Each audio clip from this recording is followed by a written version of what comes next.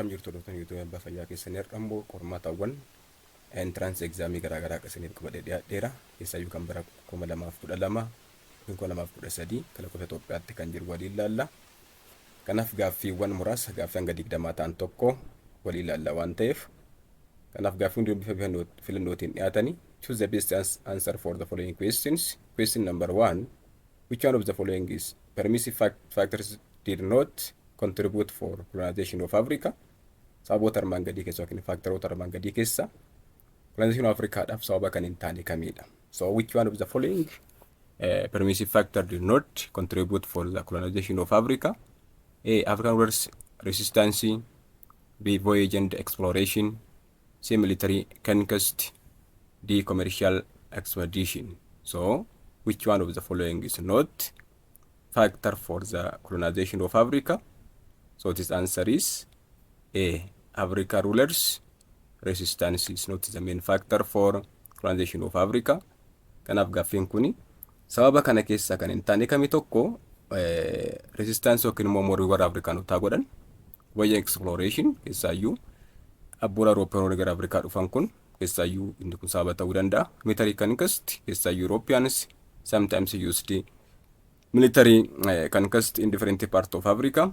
So commercial expedition also the first footstep for Europeans to colonize Africa.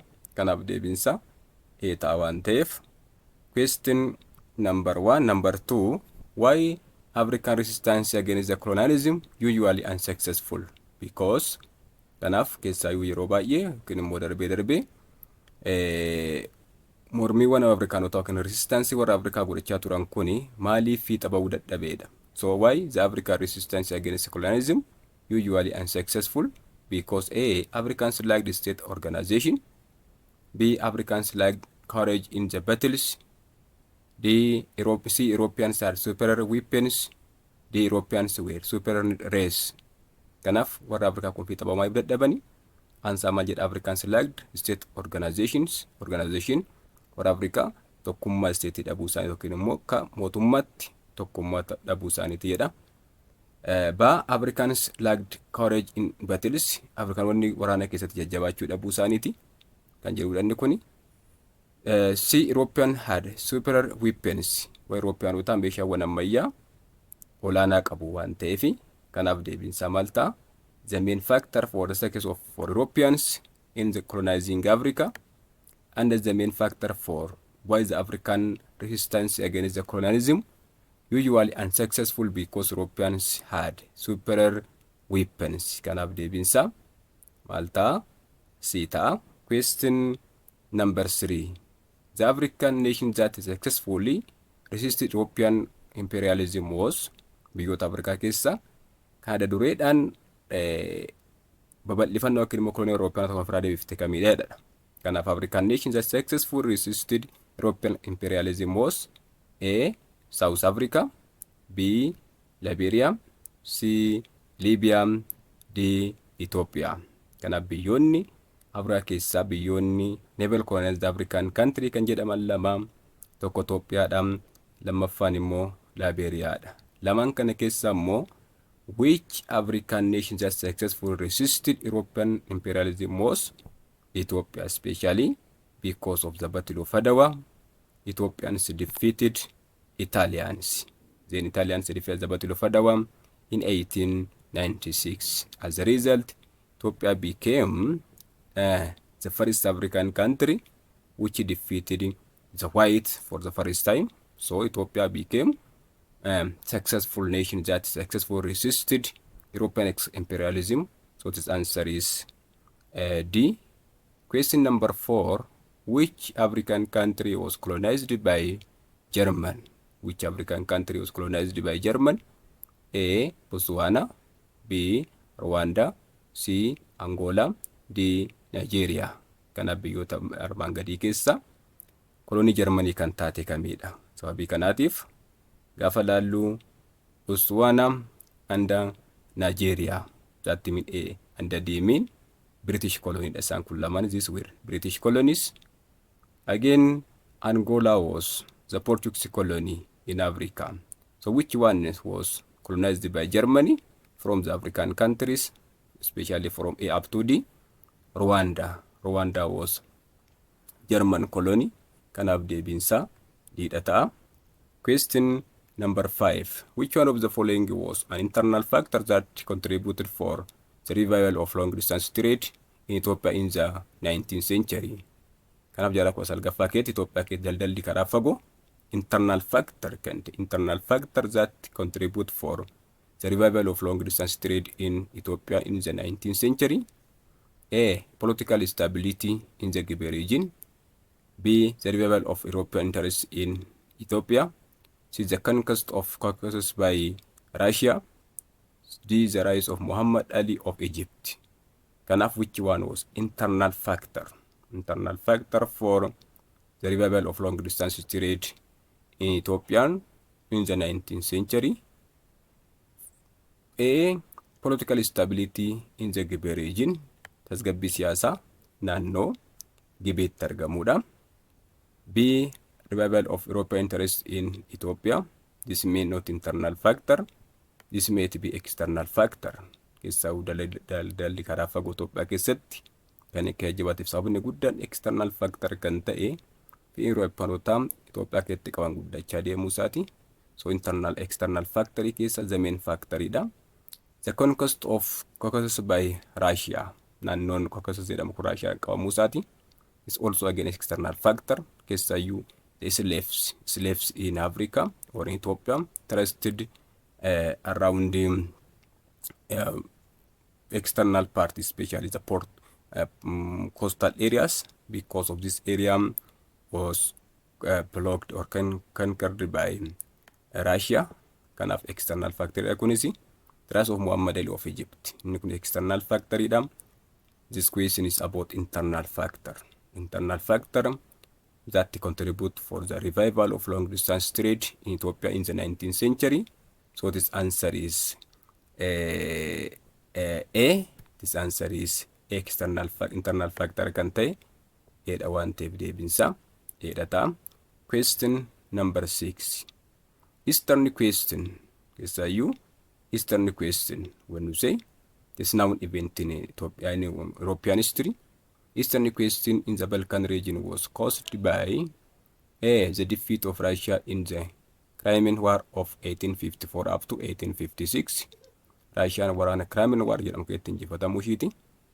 The occupation of Danube and Bosporus by Russia. The decline in power of the Ottoman Turkey in the Balkans. Kanaaf humni yookiin immoo aangoon keessaayyuu paaworiin warra Ottoman Turkii gara Balkan keessatti laafuusaa yookiin immoo kufuusaati.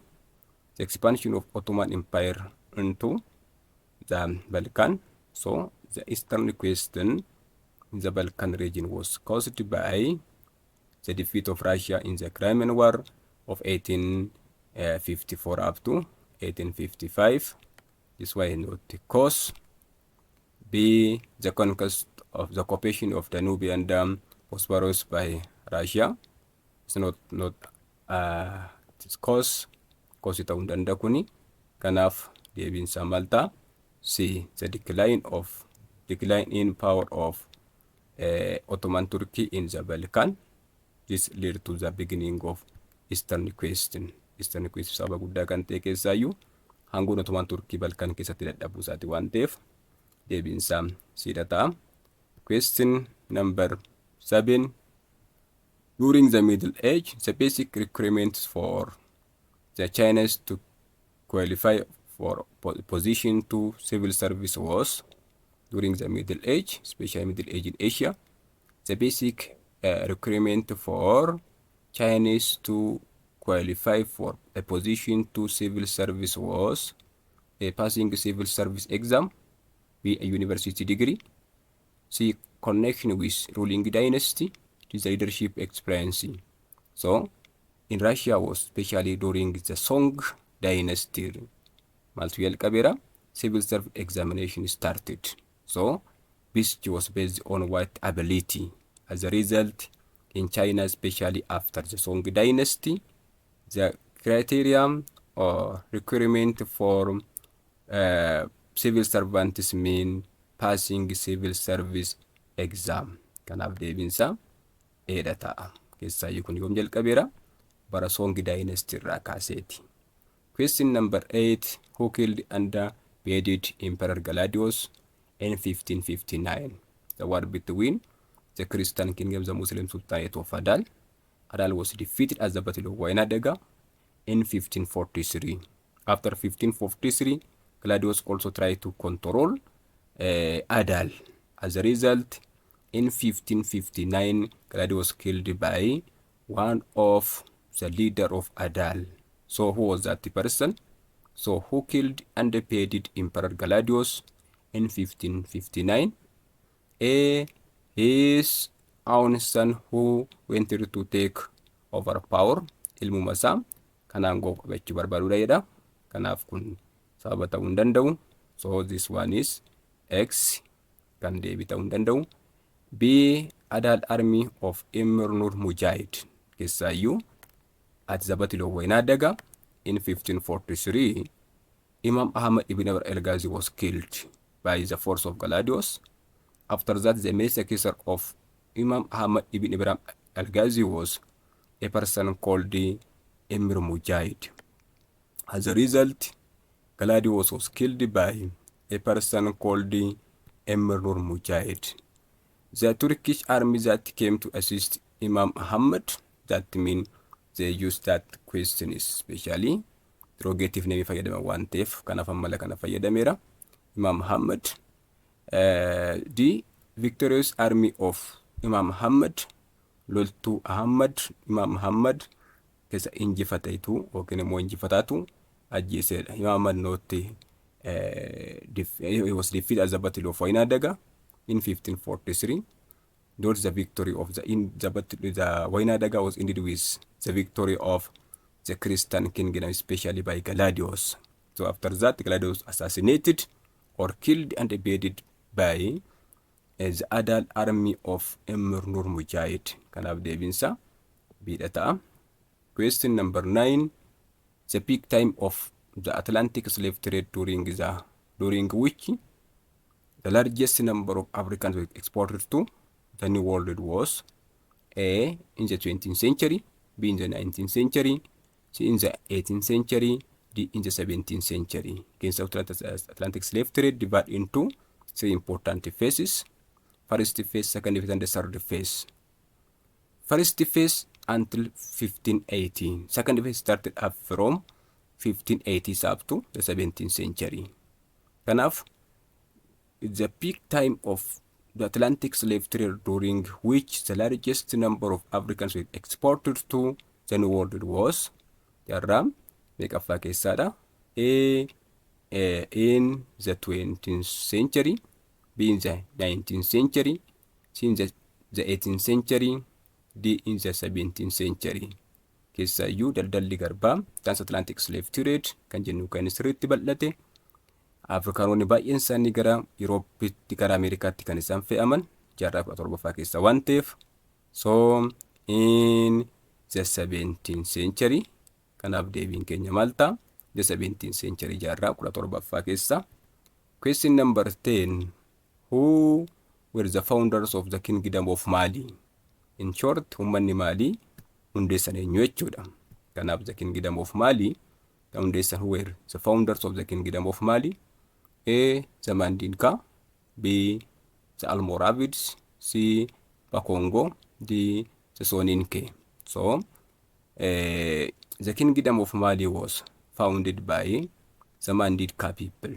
Kanaaf ummanni Mali hundeessan ummata Mandinkaadha waan ta'eef deebiinsa A ta'a. Question number 11. Which one of the following took place during the third phase of transatlantic slave trade? As already said, transatlantic trade divided into 3 important phases. The first phase, piratic slave trade. The second phase, the third phase. So, which one of the following took place during the third phase of transatlantic slave trade? A. The expansion of slave hunting ground all over the continent. B. Slave merchants and the companies made enormous profit. C. Fierce competition between individual traders and the companies. C. The visible dominance of monopolistic slave trading companies. So the second phase is sometimes known as monopolistic slave trade. That means the companies dominated or monopolized transatlantic slave trade. So which one of the following took place, especially which one of the following took place during the third phase? During which phase? During the third phase. A. The expansion of slave hunting ground all over the continent. This means during the second phase. Keessayyuu daldalli garbaa kan inni slave hunting ground over the continent expanded during the second phase. Kanaaf kun yeroo kamidha? Second phase keessatti slave merchants and the companies made enormous profit. Again, this also during the second phase. The main feature of second phase keessa naggaadonni garbaa irratti bobba'anii fi kaampaaniiwwan daldala garbaatti bobba'an galii baay'ee kan walitti qabatan during the second phase dha. Kanaaf DC fierce competition between individual traders and the companies. So kuni sirrii ta'uu danda'a. Immoo sirriidha. Visible dominance of monopolistic slave trading company. Again, this also during the second phase. So the answer is what? C. Kanaaf deebiinsa maal ta'a?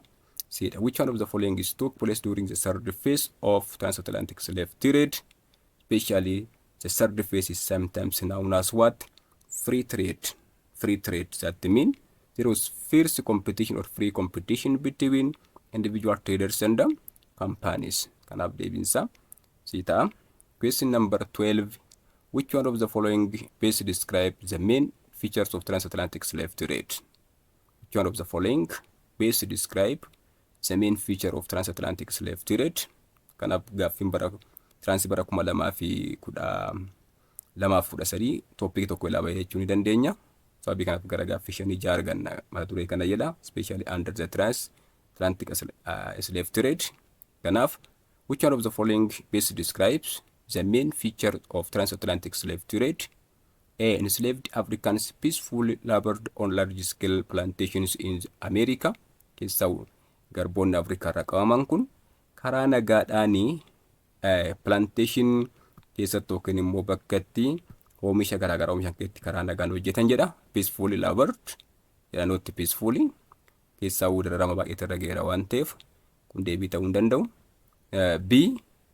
Europeans exchanged guns and other goods with Africans for slaves. Europeans exchanged guns and other goods with Africans for slaves. Keessa Europeanonni meeshaawwan waraanaa yookiin immoo fi meeshaawwan garaagaraa slaveii Afrikaa faana wal jijjiiran jedha.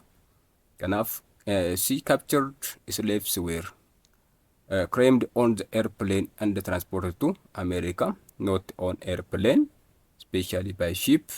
Airplane otoo hin taane kan isaan fe'an turan maaliidhaani? Doonii yookiin bidiruudhaani. Kanaaf kunis deebii ta'uu hin danda'u. Claimed on ships, on ship. Then this one is another criteria during that period, not airplane.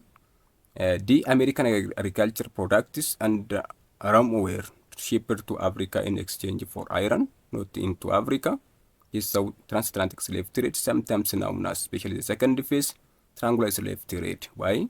The connects three important continents: Africa, America, and Europe. Keessayyuu meeshaawwan productiin akkasii kun Europe irraa gara America irraa gara Europeetti fe'amu. Kanaaf gara Afrikaa yoo hin taane, kanaaf deebiinsa maal ta'a? B dha. Sorry. Question number 12. European exchange guns and other goods with African slaves. Kanaaf warra Europeanotaa kun kan akka meeshaawwan waraanaa, meeshaa kan akka dhugaatii, cotton clothes and manufactured goods transported from Europe to Africa and exchanged with what? African slaves. Kanaaf deebiinsa maal ta'a? B ta'a. Question number 13. The second phase of transatlantic slave trade came to be known as triangular trade because it A. was commonly known as robbing slave trade. B. was dominated by 3 trading companies. C. connected Europe, Africa, and America. D. linked Europe, Africa, and Asia. Kanaaf the second phase of transatlantic slave trade sometimes known as triangular trade. Why? What's the reason? Because it was commonly known as the robbing slave trade. B, because it was dominated by 3 trading companies. C, connected Europe, Africa, and America. D, linked Europe, Africa, and Asia. Keessaayyuu transatlantic slave trade, especially the second phase, sometimes known as triangular slave trade, because it connects 3 continents. These continents were Africa, Europe, and America. Keessaayyuu Africa irraa gara Ameerikaatti kan fe'aman maalidha? Slaves. At Americaatti immoo isaan kun dhaqanii maal hojjetu? Plantation, agriculture hojjetu waan ta'eef, like raw materials like tobacco, sugarcane, cotton, and others also transported to Europe, especially from America to Europe. Manufacture, that mean raw materials transported. Then from Europe to Africa, manufactured goods also transported to Africa and exchanged with African slaves. Because of this, the second phase of transatlantic slave trade, sometimes known as triangular trade, because it connected 3 important continents, Africa, Europe, and America. Kanaaf deebiin keenya maal taasa? Kanaaf siidha ta'a. Kanaaf sii maaliif ta'e? Daldalli garbaa yookiin immoo second phase yeroo baay'ee triangular slave trade maaliif jedhameera? Connects 3 continents, Europe, Africa, and America. Question number 14. Why did Europeans came to Africa in large numbers in the first half of the 19th century? They came to kanaaf biyyoonni yookiin lammii Eurooppiyanotaa baay'een isaanii, Eurooppiyootaan baay'een isaanii gara 19ffaa maaliif gara Afrikaa dhufanidha. Kanaaf why did Europeans came to Africa in large numbers in the first half of the 19th century? They came to A, spread the fruit of European civilization in Africa. B, to collect finished African goods for market in Europe. In Africa there was no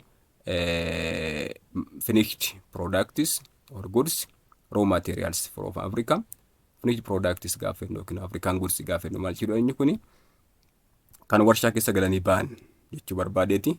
Kanaaf Africa irraa gara Europeetti yeroo baay'ee kan fe'u maalidha? Not finished goods, raw materials dha waan ta'eef kun deebii ta'uu hin danda'u. C, what is the reason introduce new technologies to different parts of Africa? Keessaayyuu gara Afrikaa kanatti maal gochuudhaaf teknooloojii haaraa gara Afrikaa kanatti babal'isuudhaaf jedha. Kanaaf kunis deebii ta'uu hin danda'u. Again, D, find market for European industrial goods in Africa. Kanaaf keessaayyuu the interest of Europeans was for 3 important reasons, especially for raw materials, marketplaces, and sometimes investment area. Kanaaf jaarraa 19ffaa keessatti biyyoonni Awurooppaa baay'inaan gara Afrikaa kan dhufanii maal gochuudhaafi? That mean to find market for European industrial goods in Africa. Kanaaf deebiinsaa dhiitaa. Question number 15. How did Ras Teferi get over the threat of Dajjal Balcha Safo during the period of diarchy? When you say keessaayyuu naannaa bara 1916 hanga bara 1930 inni kun the period of diarchy or dual rule jedhama. Seenaa Itoophiyaa keessatti gaafa namoonni 2 biyya tokko bulchan inni kun diarchy or dual rule jedhama waan ta'eef keessaayyuu Impress Zawditu as Empress of Ethiopia, Ras Teferi Mokon as her regent. So keessaayyuu the opponent of Ras Teferi was Dajjal Balcha Safo. So how did Ras Teferi get over the threat of Dajjal Balcha Safo during the period of diarchy? He got over him after Balcha retreated to Leektaana, erga Balchaan gara Leektaanaatti aroo Xaanaatti baqatee jedha. Kanaaf deebii ta'uu hin danda'u inni kuni. Sorry. Then B was after Balcha was received prison terms for treason. Edda Balchaan yakkamatee gara hidhaatti galeedha jedha. Kanaaf inni kunis deebii ta'uu hin danda'u. Finally died in natural death. Kanaaf siinsaa maal jedha? Erga Balchaan uumamaa du'eeyyuu jedha. yookiin immoo dhukkubsateetoo namni ajjeesutu du'a uumamaa namni gaafa du'u natural death jedhamanni kuni in history but not ultimately surrendered to Teferi after Balcha surrender to Ras Teferi unconditional surrender of Balcha Saafoo jedhama kuni otoo hin beekin Balchaan harka Balchaa Saafoo harka Teferii galuu isaati keessaa inni kun gaafa laallu seenaa dheeraa qaba waan ta'eef kanaaf Balchaa Saafoo guyyaa tokko otoo hin beekamin harka Teferii Mokonnin galee kunis maal jedhama unconditional surrender of Balchaa Saafoo keessaayyuu kun gaafa Balchaa Saafoo lolaaf gara beeta mangistii dhufu Teferiin immoo balbala zawudiituu banateet kan inni biiroo zawudiituu keessa jiru. Teferiin garuu ulfina zawudiituuf jecha zaatimin Ras Balchaa Dajjaas Balchaa Saafoon gara biiroo gaafa seenu unconditionally surrendered to Teferii Mokonnin. So deebiinsa maal ta'a? D ta'a. Question number 60 as if it was to Walazima, the Sultanate of Shewa was to dash or blank. As if it was to Walazima, the Sultanate of Shewa was to blank. A. The Maxumites. B. The Clarigites. C. The Ptolemies. D. Mukaribs. Kanaaf when we say about two important Muslim Sultanate, Ifat and the Shewa, Sultanate of Ifat sometimes known as Walazima dynasty because it was founded by Umar Walazima. Sultanate of Shewa also sometimes known as the Maxumite dynasty. Was the reason it was founded by the Walazima ruling class of clan of South Arabia. So if we say the Walazima for Ifat, we can say the Maxumites for Shewa. Kanaaf deebiinsa Maxumites jedhama waan ta'eef Sultanate of Shewa sometimes known as the Maxumite dynasty. Again, Sultanate of Ifat sometimes known as Walazima dynasty. Kanaaf deebiin keenya eta. Question number 17. It was a rule that kings of medieval kingdom of Kaffa should belong to the clan called A. Moa, B. Minjo, C. Tato, D. Mikricho. Kanaaf bulchiinsa warra Kaffa medieval period keessatti the ruling king. It was a rule that the kings of medieval kingdom of Kaffa should belong to the clan called Moa or Mawa, B. Minjo, C. Tato, D. Mikricho. Keessaayyuu Mawaan kun warra kamiiti the ruling dynasty of Yem people. Again, when we come to Tato, Tato means the title of Kaffa kings, and sometimes the title of Yem kings. Mikricho mean in history of Kaffa, especially the advisory council of Kaffa. Kanaaf deebiin keenya Malta. The ruling dynasty, it was a rule that the kings of medieval kingdom of Kaffa should belong to the clan called Minjo. Kanaaf keessaayyuu bulchitoonni yookiin mootonni Kaffa yeroo baay'ee maal keessaa filatamu? Minjo clan yookiin immoo gosa Minjo keessaa filatamu. Kanaaf deebiin keenya Beta. Question number 18. Which one of the following is correct about the reign of King Motalemi in the medieval Damot? Kanaaf waa'ee Damotiin bara bulchiinsa Motalemitti waa'ee Damot dhugaa kan ta'e kamidha? A. Damot for the first time conquered Aksum yeroo jalqabaatiif Damot dhaqeetiin Aksumiin qabate jedha. Kun seenaa Itoophiyaa keessatti hin jiru. Kanaaf Damot lost its independent existence. Damot lost its independent existence during Motalemi. No. Kanaaf Damot was invaded by Zagwe army. Damot immoo Zagwe army dhaan qabataman jedha. Not by Zagwe army. Finally, Damot was annexed by Amdatsi'oon. Keessa warra bulchiinsa Motalemi otoo hin taane. Kanaaf Damot was reached the height of its power during the reign of Motalemi. Kanaaf bara bulchiinsa Motalemitti hangoo warra Damot sirriitti guddate. Keessaayyuu Motalemi maal jedhama? The well-known king of Damot jedhama. The well-known king of Damot maaliif jedhame? Bara bulchiinsa Motalemi kana Damot daangaa isaanii kan bal'ifatan keessa aangoon Damot yookiin immoo the power of Damot somewhat developed and reached its height point during the reign of a person called Motalemi. Kanaaf deebiin keenya diidata. Question number 19. Which statement best describe limitation in the Ethiopian historiography? which statement basically describes limitations in Ethiopian historiography. You know about Ethiopian historiography. A. The most studies focus on political, economic, social, and cultural histories of the country's past. Keessayyuu barnoonni yookiin immoo qo'annaan baay'een isaanii maalirratti kan bu'uureffatedha? Siyaasa, dinagdee, hawaasummaadhaa fi aadaa uummataa irratti Itoophiyaa irratti kan xiyyeeffatedha. Note keessayyuu Ethiopian historiography mainly focus on political history. Again, sometimes the wrote, especially economic history of Ethiopia, was sometimes written, not as much as possible. But Ethiopian history is mainly focused on political history, especially Ethiopian history was written by the chroniclers until the 19th century. Chroniclers also who wrote history of kings. In this case, the Ethiopian history was mainly focused on political history, so most studies focus on political, economic, social, and the cultural histories of the country. Kanaaf kun deebii ta'uu hin danda'u. Because of an imbalance of sources, many writers were attracted to the study of the northern part of the country. Keessaa seenaa Itoophiyaa gaafa laallu imbalance of source also the main problem of Ethiopian historiography. Balance of source between the north and the south. Kanaaf yeroo baay'ee seenaa Itoophiyaa kan xiyyeeffatu gara miratti gara kaaba Itoophiyaatti. Northern Ethiopian was somewhat some advantage, especially the ruling dynasty or ruling class from northern part of Ethiopia. Again, they also northern part of Ethiopia also near to the outside countries. Keessayyuu gara biyyoota alaatti dhiyeenya qabu isaan kuni advantage olaanaa qabu.